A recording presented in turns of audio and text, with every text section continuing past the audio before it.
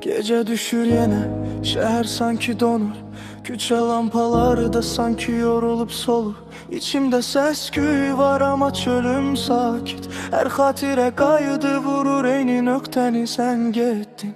İz koydun divarlarda kölge. Gülüşün yad imiş, sözleri yalan. Vaxtla yarıştım ama uduzdum yine. Sen galip çıktın benim içimdeki sahnede. Telefon elimde ama yazacak kimse yok. Mesajlar gönderirem, cevap gelen yer yok. Sessizlik danışır sesinden daha uca. Sen gittin, ben kaldım bu boşlukta.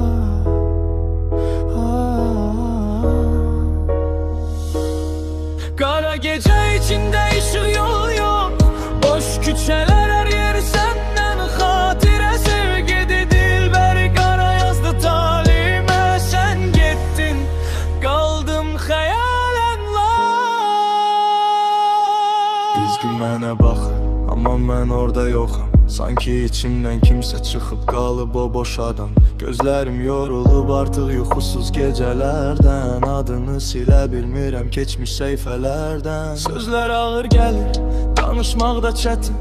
Her kelime bir yara, her nefesim qəfil itkin. Sen kal demedin, sadece sustun gedende. Mən seylişip kaldım o yarım cümlende. Belki de mən çok bağlandım, sev ettim yine. Sevgi deyirdi biz tek tərəfliymiş sen deme. İndi her addımım geri kayıdır o güne. Sen gittin, ben gizledim öz kölgemde.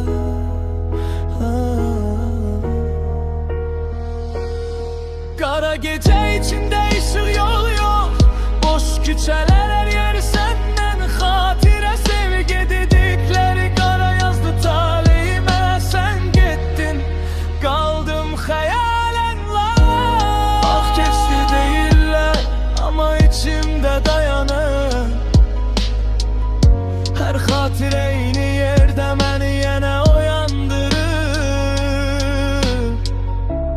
Kaçmak istedim ama özüme çata bilmedim. Senin yokluğunda ben özümü tapabilmedim. Kara gece içinde ışık yol yok. Boş küçeler her yer senden hatire. Sevgi dedikleri kara yazdı talihime. Sen gittin, kaldım hayalen var. Artık sözlerde yorulur ben de.